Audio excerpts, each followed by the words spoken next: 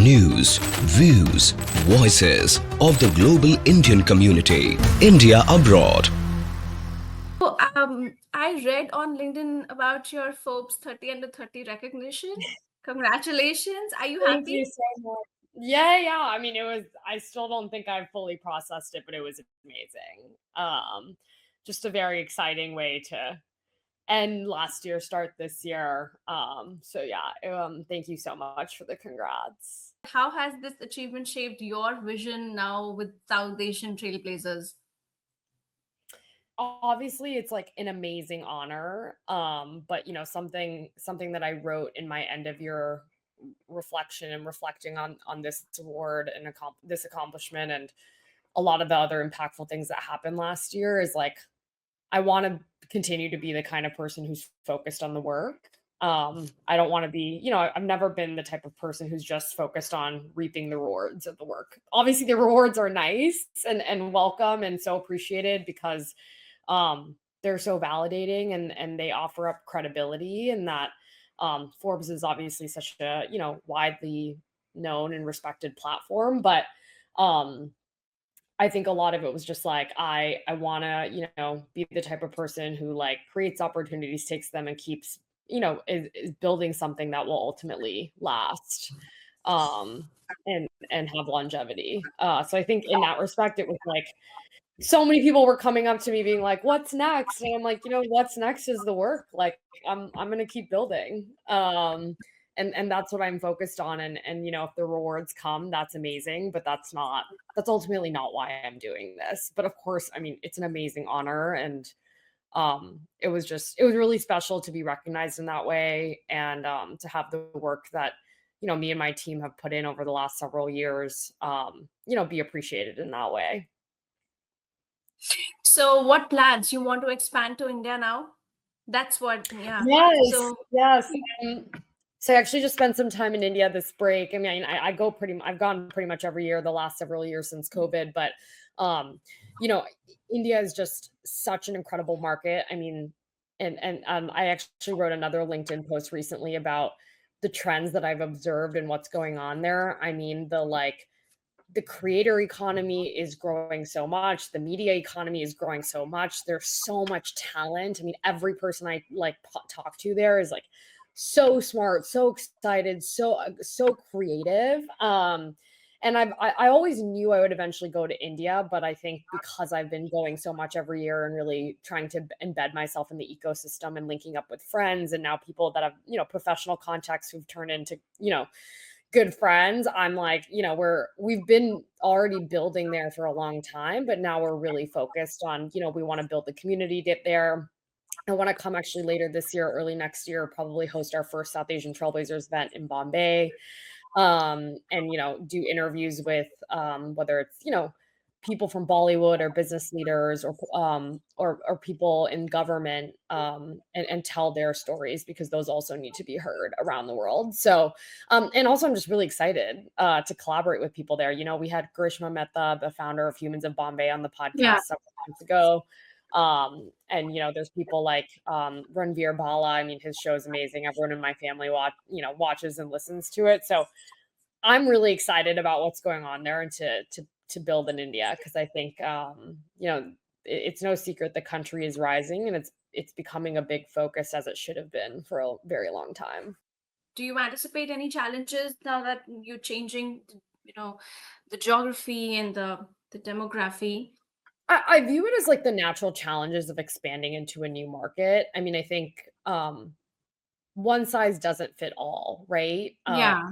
Like building a content platform in the US diaspora is we just did our first event in London in July, in San Francisco, in July as well, actually. And, like, even within different countries that have Indian and South Asian diasporas, it's different. The markets, I went to the UK and they're like, the conversation is so different. Like when they Yeah. say Asian in the UK, they actually mean Indian or South Asian versus in America, oftentimes when they say Asian, they mean East Asian. So Hmm. something as simple as language, and so I think with India, it's just this realization that like for here, what people in a lot of the diaspora markets crave is representation, but in India, like they're not craving representation, they're craving good storytelling. They're craving understanding what the community looks like beyond its borders. How did these people get to where they are? And that's why I said, I mean, people that I really respect and admire this space are, the journalists and the Grishmas and Ranvirs and Navya Nandas. I've become such an avid consumer of all these Mhm. Indian podcasters because I know I have Yeah. so much I have so much admiration for them, and I know we have a lot to learn from them. So I think the challenges are just I've never just because we are all share the same heritage or background doesn't mean that it's the exact same market. Yeah. I think what's beautiful about India too is I know audio and video is still really growing there.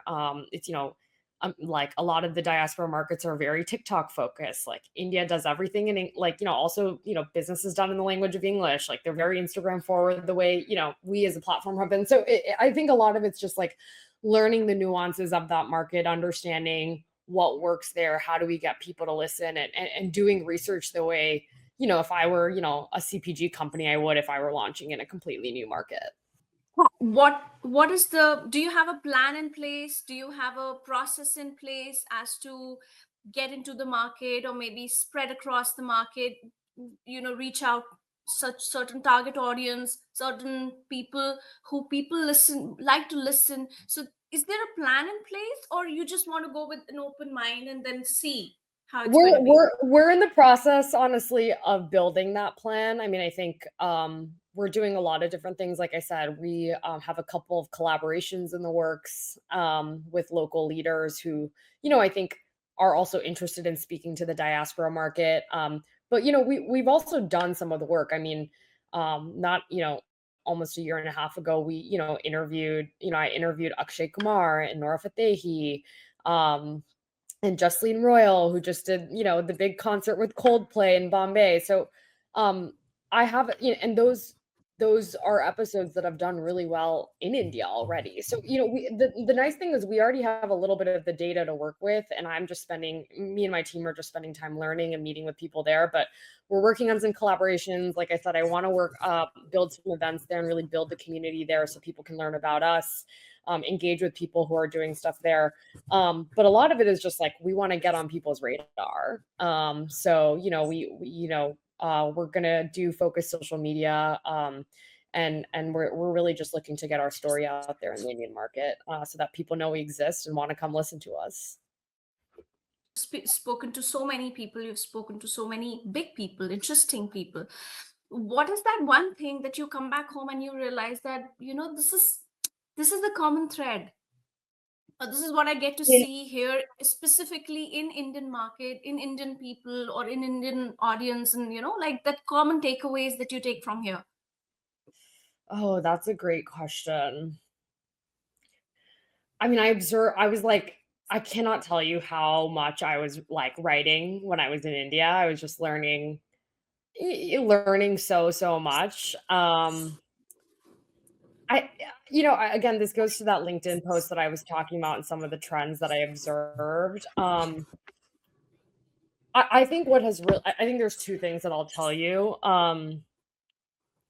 I have really observed this reverse brain drain. And I know it's been going on for many years, but there are so many young adults, including my own classmates at Wharton, who may have, studied abroad, whether for college or business school or other grad school, and um, may have planned to stay in the US or UK or wherever they studied for a long time, but are so excited to go back to India because it is in its own right such a land of opportunity right now that I'm like, oh my God, starting content in India is like, it reminds me of the excitement we felt when the podcast Serial came out in the United States. Like that's where it's at in the arc of its journey.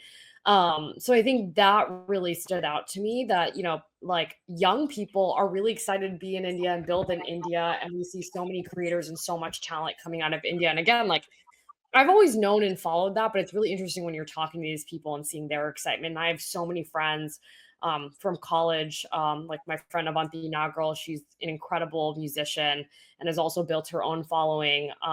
She's in India building and it's just I have a lot of friends in business school planning to go back, and it's just I've been really, that was like, wow, an amazing thing to see. And then I think like I said, the creator media economy is growing rapidly. Like I think, and when I say that, we always think of the like front face person, like who's the person who's on Instagram who we're seeing, but I'm talking about like who are the people doing the videography, doing like the quality is incredible, the talent is incredible.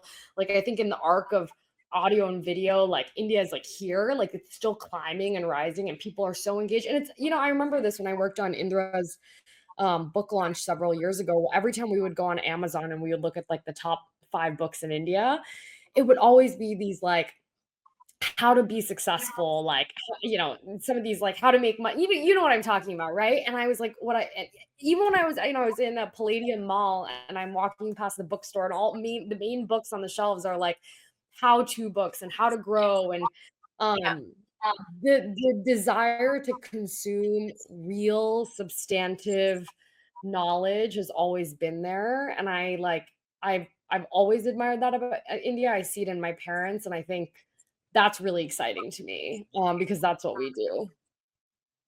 Brings me to another very interesting question. Now that Trump has been formally, elected, do you think that changes a lot for the South Asian community, with the kind of bills he's going to pass, or he's been taking the decisions, the agenda that he has, the pro-Trump agenda that he has? Do you think things are going to change now? More and more people want to come back to India. More and more people want to invest in India.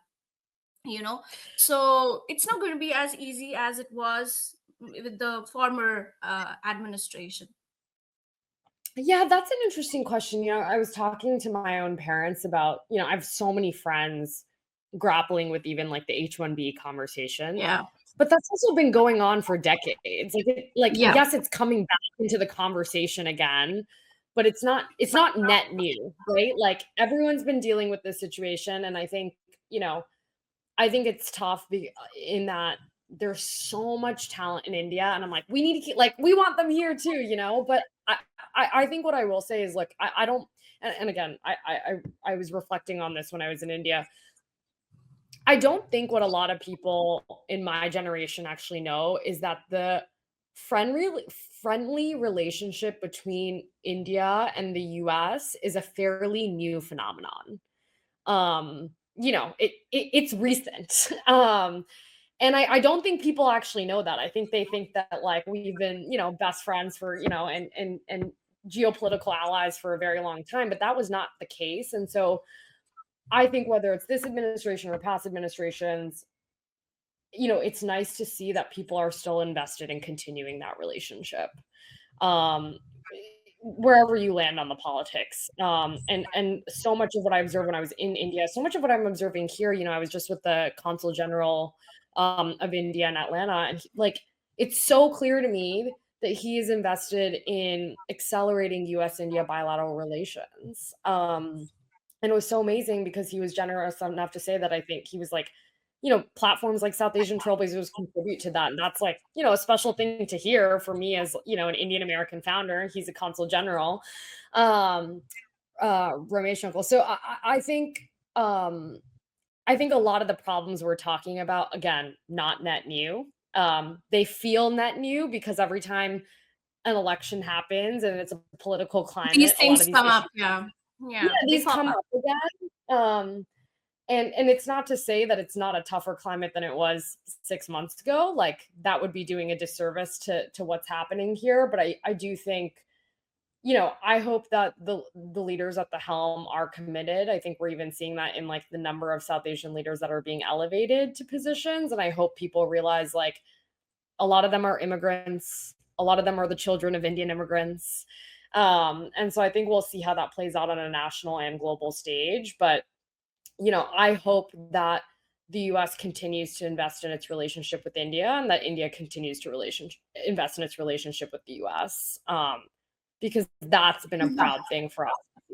With the present government making India economically attractive and invest worthy, with so many unicorns and startups coming into Oh my place, and God. then it's The, crazy. Amazing. Yeah, the technologization of, I mean, obviously, look, it's no secret that India's biggest competitive advantage has always been, especially its talent pool. But like, I'm talking to my cousins about, I mean, again, companies that have been around for a long time, but like Zepto and Swiggy and Urban Company. And I'm like, this is amazing. Like and I was talking to someone about even like a lot of the fintech platforms, like, I know Kunal Shah from Cred, who I mean, all these investors, all Japanese VCs who are building offices in Bombay and Delhi and Bangalore and Hyderabad. And I'm like, Yeah. because they know, and Yeah. the venture ecosystem there is like such proof of that there are really smart, intelligent people, and this is what I was saying with the reverse brain drain. They're not like, I'm gonna go come build in America. They're like, no, I want to build in India. And I think that is Yeah. so exciting. Yeah. And so, True. yeah, it's so clear to me how far India has come, and that's why I get really excited when more people want to go visit India in a professional context, which even a lot of my peers at Wharton here have done. And I think it's exciting. What lessons and message do you want to pass on to the young generation who want to get into your space? You know, the building space, building of content, building of media, and content and podcast and everything. So if somebody wants to is like aspiring to be you, what kind of lessons would you want to, or probably what kind of key takeaways would you want to pass on? Oh, that's a great question. So a conversation I've been having a lot. So I recently, I think last time I spoke to you, we had launched our agency, or maybe we were on the verge of it, and we've really started focusing on providing support to. So I do a lot of advisory and strategy support for executives and founders now. And when I say executives, I mean people that like have led major, tech and consumer companies who are, potentially trying to build something of their own. So not even just like the young aspirants, but also, people that are pretty seasoned in their careers. And something that I say is, I often see with people is like this paralysis of analysis. They're like, I have to have the perfect name. I have to have the perfect idea. I have to have the perfect logo. I have to have the perfect brand, and then I can start. And I'm like, if you wait for perfect everything, you are never going to Yeah, start. going to start. Um, I go back all the time just to remind myself, and I'll listen to the first episode of Trailblazers, and I'm like, you know, God bless some of our our first guests on there, but I would be lying if I said it was expert and I knew exactly what I was doing. We've come a long way, but everyone has to start somewhere, right? And that's how you learn, and that's how you grow. You can't learn from behind the curtain. You have to get on stage a little bit and actually practice. And so I think my big advice to people is like, just start. Don't paralyze yourself and overanalyze everything that you never start. You'll learn so much more by doing. So that, and the other thing the thing I add to that is like, I know starting can be daunting. I get it. I still, even when we launched our agency and I was like, this is scary. But I always say, whenever you're afraid to start, make the process of starting less daunting. And the analogy I give is like, okay, you want to be a writer? You would get this of all people on me. If you want to be a writer, just start by scribbling some ideas on a sticky note every day. Make it so simple. No one's saying you need to sit down and write a novel. Just sit down, write a few ideas a day. If you want to sing, start singing in the shower. No one's saying you need to like go be an opera singer in front of a crowd of 1,000 people, right?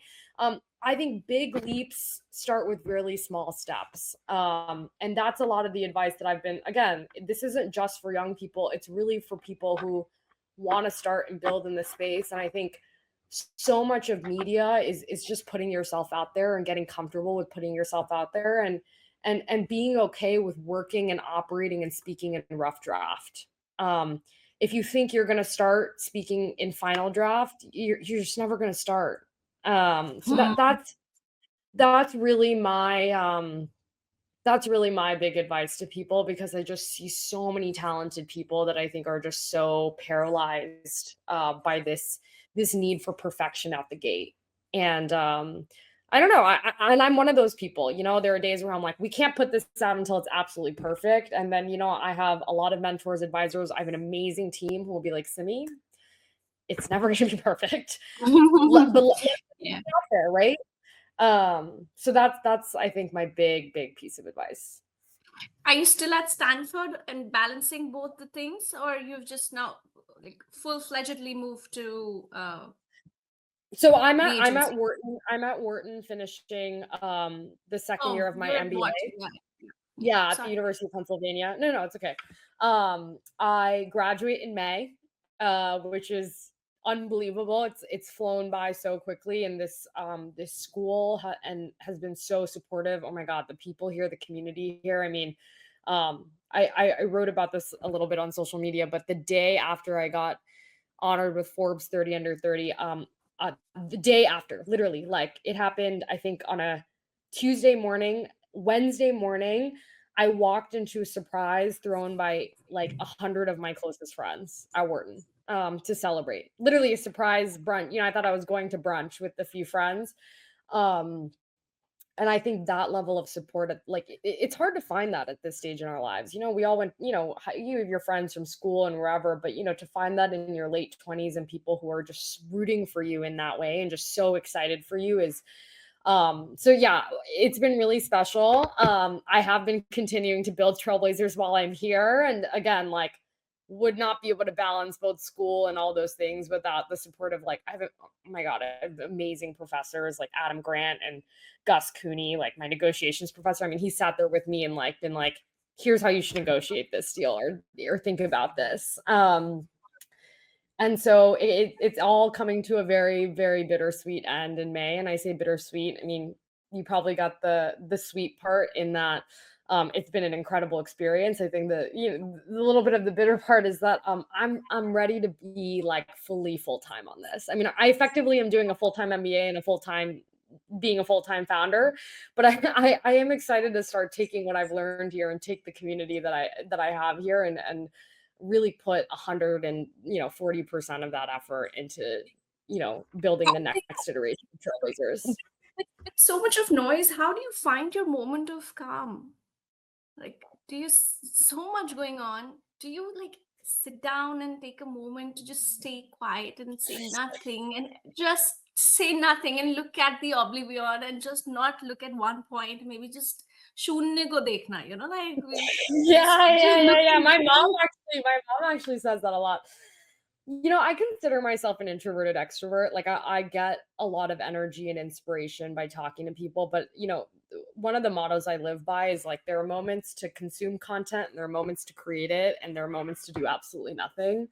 And there are moments where I'm like, I don't need to inspire, but I need to be inspired. And that's when I will, you know, read every newsletter about what's happening in financial markets that I haven't read in the last 3 weeks in one sitting. And moments I'll meditate, and moments I'll go to dance class, or I like read for fun. Oh my god, I did that this break. And I was like, wow, fiction. um, so yeah, I do take that, but I'm also just again where I say the introverted extrovert. I get a lot of energy from people, and I get a lot of energy by doing things that fulfill me. And I think again, like I love learning. Like I there were some classes I took last semester where the professors again were incredible, and I learned like that.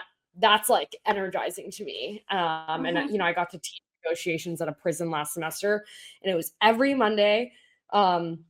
I would be there from basically the class was basically 6 to 8 p.m. I would be gone.